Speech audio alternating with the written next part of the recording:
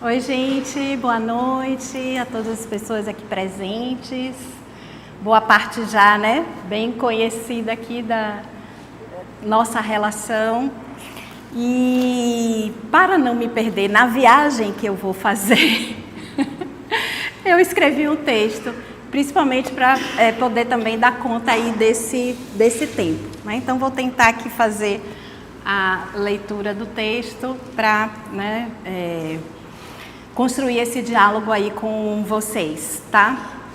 Como Lígia me apresentou, então eu acho que já pula essa parte e só ressaltar, né, de que nesse encontro de hoje, o que é que eu estou, né, como expectativa? Cada um de vocês chega com expectativa, a gente está gravando, então outras pessoas vão poder também assistir posteriormente, né, em outro momento. Mas a ideia é que a gente possa refletir sobre a temática proposta na perspectiva da construção de caminhos possíveis na garantia e cuidado ético, na realização das pesquisas, a partir da provocação feita no subtítulo da mesa, para além dos protocolos. Então, o foco que eu vou, né, trazer é a partir dessa provocação. Então, para além da obrigação de submeter o protocolo de pesquisa na plataforma Brasil para apreciação ética por meio de um comitê de ética em pesquisa. Afinal, a realização de uma pesquisa envolve a consideração de uma diversidade de elementos e dimensões, de pessoas com seus diferentes modos de existência, de existir e resistir, da complexidade da vida, da realidade concreta e seus territórios, espaços, tempo. A minha fala aqui é de uma intervenção inicial com algumas questões para a nossa reflexão. Uma fala situada e implicada a partir da compreensão da pertinência do compromisso político, social e histórico no pensar e fazer pesquisa em um país como o nosso, marcado por sua história de colonização e escravização, por tantas opressões e violências direcionadas a parte da população por conta da hierarquização de marcadores sociais da diferença, como raça, etnia, gênero, sexualidades, território, capacidade. E a hierarquização que produz e reproduz a desigualdade social. Um país também marcado pelas histórias de resistências, construídas por tantas pessoas antes de nós, a partir de muita luta, abriram os caminhos, as brechas, para romper e superar as estruturas sociais que promovem dominação, opressão e violências. No percurso de minha formação acadêmica, profissional e de militância, tenho transitado na interface psicologia e educação e tenho me dedicado ao estudo e discussão sobre o fracasso escolar e a medicalização da educação. A partir da construção crítica, a produção desses fenômenos, tendo como uma grande referência Maria Helena Souza Pato, apoiada também na teoria histórico-cultural, além dos aportes do Fórum sobre Medicalização. Então, feita essa exposição do meu posicionamento, vamos ao que fomos convocados hoje para refletir. Vamos partir do verbo pesquisar. O que significa o ato de pesquisar? Para essa questão, quero apontar 4 características que, no meu ponto de vista, são pertinentes e necessárias para a reflexão sobre a ética na pesquisa. Primeiro, pesquisar é um ato intencional, que implica em tomada de decisões, de escolhas, que se concretiza na relação com o tema de investigação, com o campo de estudo e na relação entre as pessoas, pesquisadora, pesquisador e participantes da pesquisa. Ato que é constituído por princípios, concepções, referências. Por ser intencional, não é neutro nem desinteressado. Daí a importância de dar visibilidade à intencionalidade, aos interesses e motivações da pesquisadora, pesquisador. Situar e implicar sua narrativa, contextualizar, se posicionar, anunciar, por exemplo, de onde parte, para onde vai. As demais características trago a partir da inspiração em Paulo Freire, quando se refere ao ensinar na pedagogia da esperança e ressalta que ensinar é um ato criador, um ato crítico e não mecânico. Penso que essas três características também estão relacionadas ao pesquisar. Além de intencional, é um ato criador, crítico e não mecânico. Ato intencional já trouxe aí reflexões. Então vamos pensar em relação ao ato criador, a partir dessa inspiração com Paulo Freire. E aí eu construo um diálogo com Vygotsky, no livro Imaginação e Criação na Infância, que ele coloca a imaginação, abre aspas, a imaginação, base de toda atividade criadora, manifesta-se sem dúvida em todos os campos da vida cultural, tornando igualmente possível a criação artística, científica e a técnica. Nesse sentido, necessariamente tudo que nos cerca e foi feito pelas mãos do homem, todo o mundo da cultura, diferentemente do mundo da natureza, tudo isso é produto da imaginação e da criação humana que nela se baseia. Fecha aspas. Assim como possibilidade de criação científica e técnica, a pesquisa é um ato criador. Envolve imaginação e processos de criação. Sobre a outra característica, ato crítico, vamos considerar no sentido do que o termo crítica pode assumir e que é explorado por Maria Helena Souza Pato no livro Psicologia e Ideologia, uma introdução crítica à psicologia escolar. Ela explora a partir da utilização de uma citação, que é a citação de José de Souza Martins, que diz assim, esse termo, crítica, ele pode assumir que perspectiva? O de situar o conhecimento, de ir à sua raiz, definir os seus compromissos sociais e históricos, localizar a perspectiva que o construiu, descobrir a maneira de pensar e interpretar a vida social da classe que apresenta esse conhecimento como universal, fecha aspas. Por essa perspectiva e em diálogo com a intencionalidade, é importante considerar que a pesquisa não está descolada da realidade. Não é abstrata, descontextualizada, desconectada, isolada ou ahistórica. O fazer, a pesquisa, desde a elaboração até a redação final, se concretiza em um determinado tempo, espaço, território, campo de investigação, envolve pessoas concretas. E ocorre a partir das concepções de ser humano, de sociedade, de ciência e das referências da pesquisadora, pesquisador, por meio do exercício da teorização. E aí eu convido Bell Hooks para dialogar, e no livro Ensinando a Transgredir, a Educação como Prática da Liberdade, que aponta que a teorização é um processo crítico e reflexivo. E a teorização, ela evidencia o elo teoria e prática.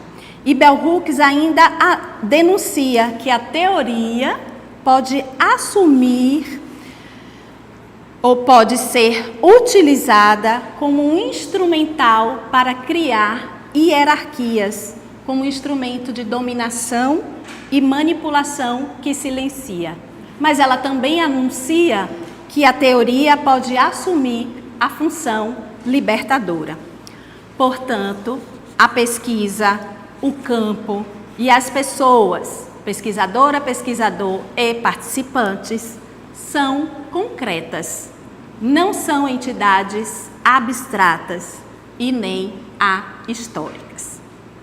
Sobre a outra característica, o pesquisar ser um ato não mecânico, destaco que a pesquisa não é uma mera aplicação de técnicas prontas, procedimentos e instrumentos para a coleta de dados e sua posterior análise.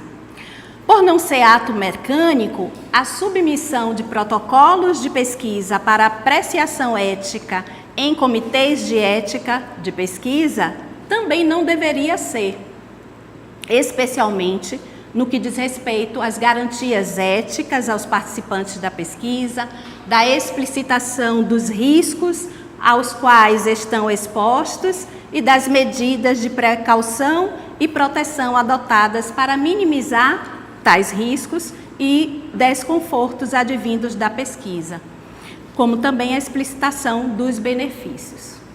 Na aba da Comissão Nacional de Ética em Pesquisa, CONEP, na página do Conselho Nacional de Saúde, está explícito, então, abre aspas, para ser ética, a pesquisa precisa, e aí são 4 pontos destacados: respeitar o participante em sua dignidade e autonomia, reconhecendo sua vulnerabilidade, assegurando sua vontade de contribuir e permanecer ou não na pesquisa, por intermédio da manifestação expressa, livre e esclarecida.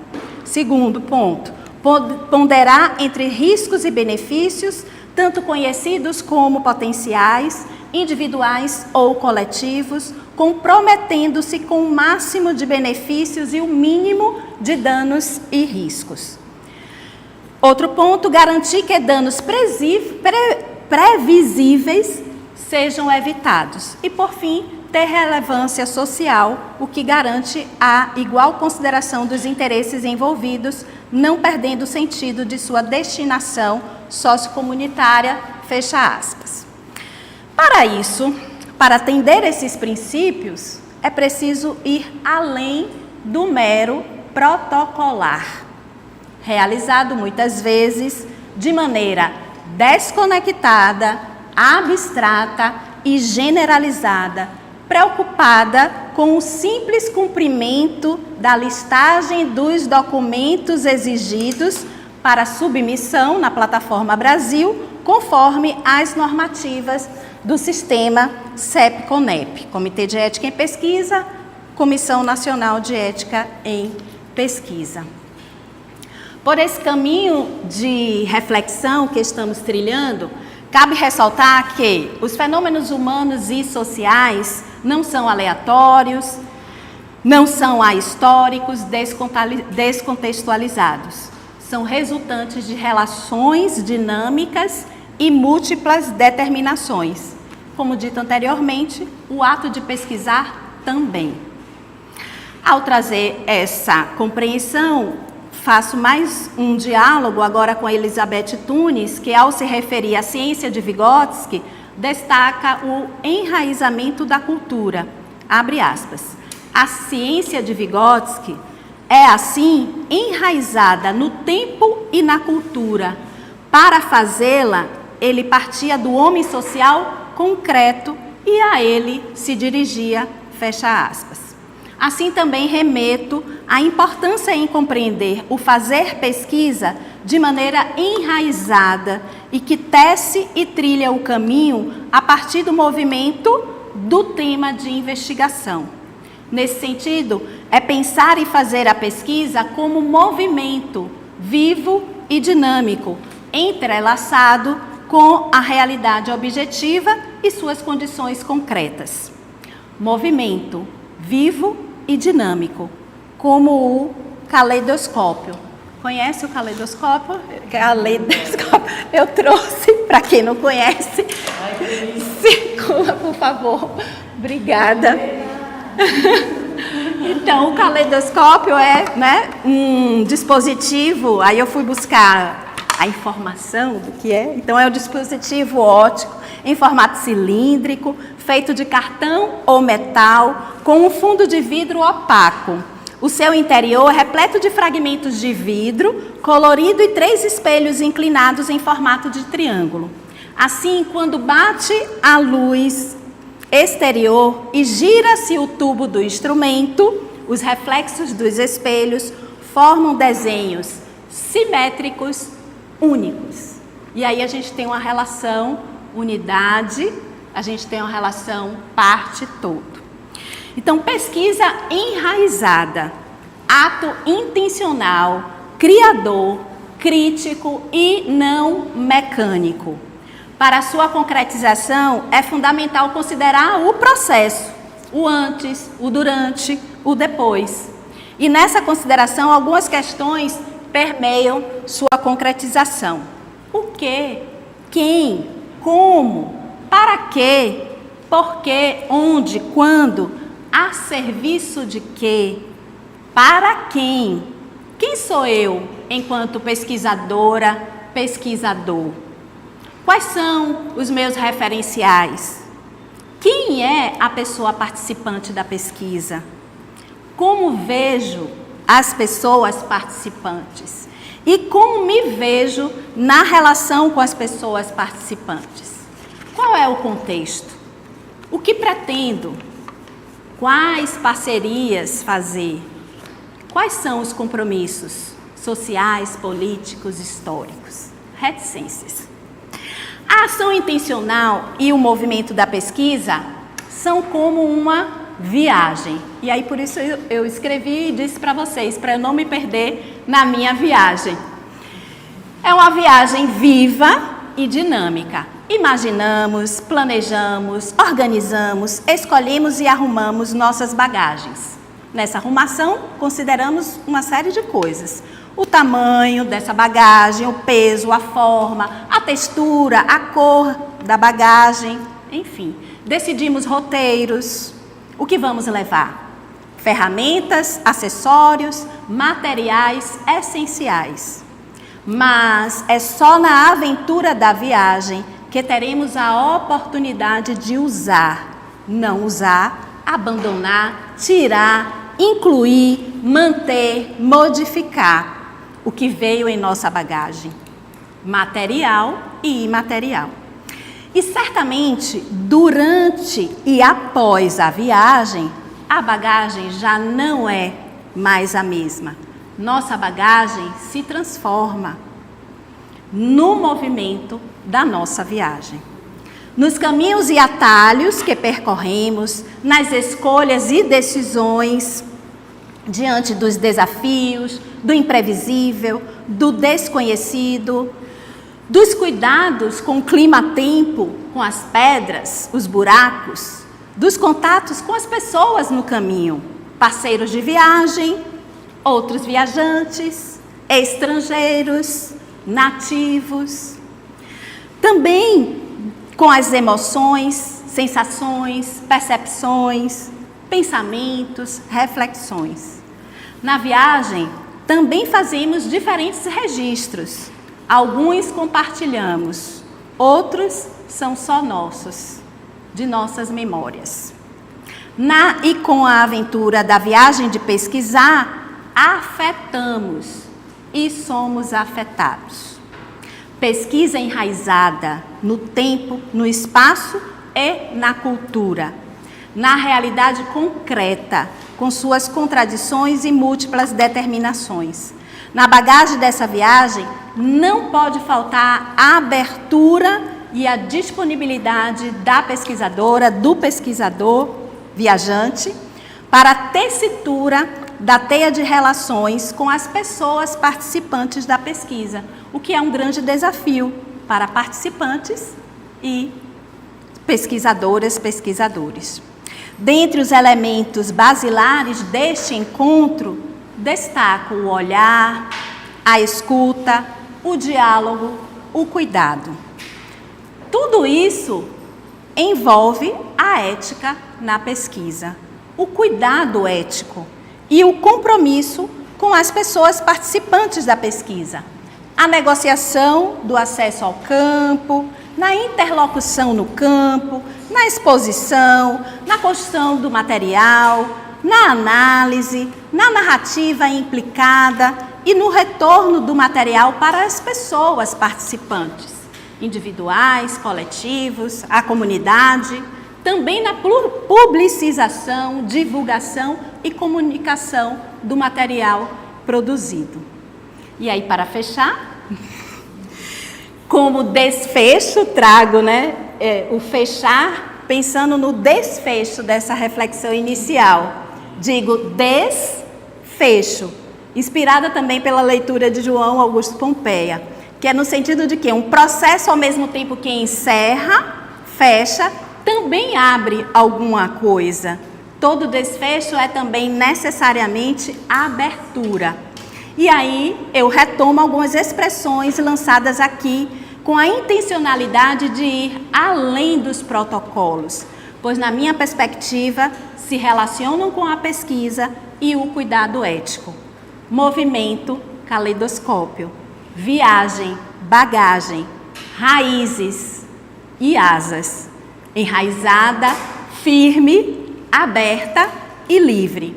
Então, pesquisadora, pesquisador, se liga e conecta. É isso.